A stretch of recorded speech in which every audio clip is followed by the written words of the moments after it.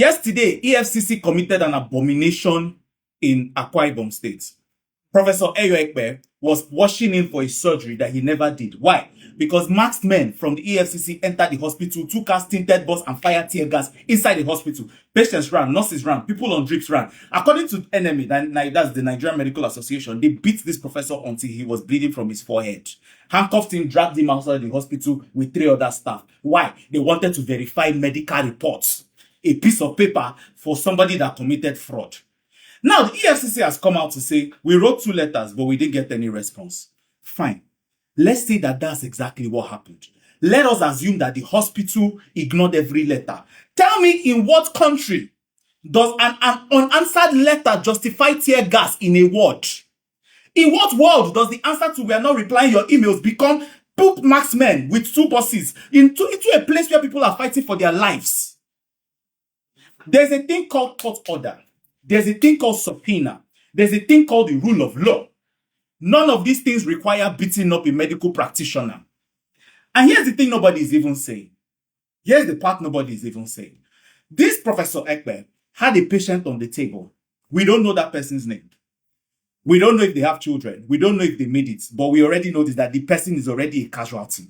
This person is one of the casualties of yesterday. Let me also tell you other casualties. Every other single patient who was supposed to be on the surgeon's list this week is casualty. The pregnant woman was supposed to be wheeled into a different theater when tear gas was fired in the corridor is already a casualty. The dialysis patient who could not get his dialysis done yesterday because staff scattered, casualty. The newborn in Niku, whose nurses ran to abandon them because of they are trying to save themselves, casualties. When you attack a hospital, you're not just attacking one man. You're injuring everybody he was about to save. You're injuring every other doctor in that building. It's simple maths. Simple. But there's even the longer one. We have less than 80 cardiothoracic surgeons for 220 million Nigerians. Other countries like USA has over 4,000 for 330 million people. Uyo has only 1, which is this particular surgeon. The entire state has lost its surgery capacity in 1 afternoon because of the EFCC. So when a young doctor in Abuja is seeing this video now, 28, what do you want them to do next? Open their laptop and jackpot. We've lost that person too. We're not just losing Professor Ekpe today. Oh. Yes. We're losing every other person, every other doctor who has watched this and decided that Nigeria is not safe for them anymore. How many doctors do we have in this country?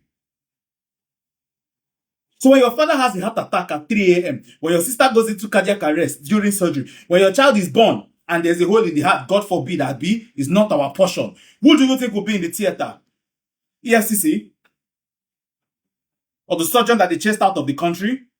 This is not even about EFCC versus doctors. It's about whether Nigeria still has the basic decency to treat a hospital like a hospital. So I'm calling on these people directly. Number 1 is the chairman of EFCC. Olanipekun Olukoyede. Discipline the officers who led this operation publicly. Not a quiet redeployment, not a public sanction. Apologize to this professor, to UUTH, and to every Nigerian who has watched their hospital turn into a war zone. Then publish your agency's standard operating procedure for engaging with health institutions.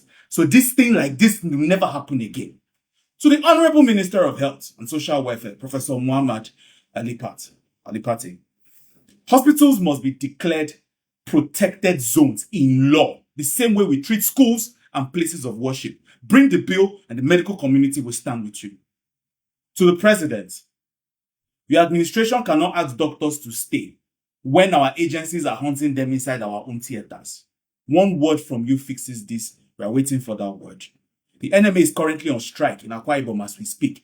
Patients are being turned away from a hospital. People whose life, the cost of yesterday is already being counted in lives. The longer this drags, the higher that count goes. We cannot save Nigerian lives if the people trying to save them are not safe in the same building that we built for them to do that work. Respect the hospital, respect the white coat. Everybody will leave.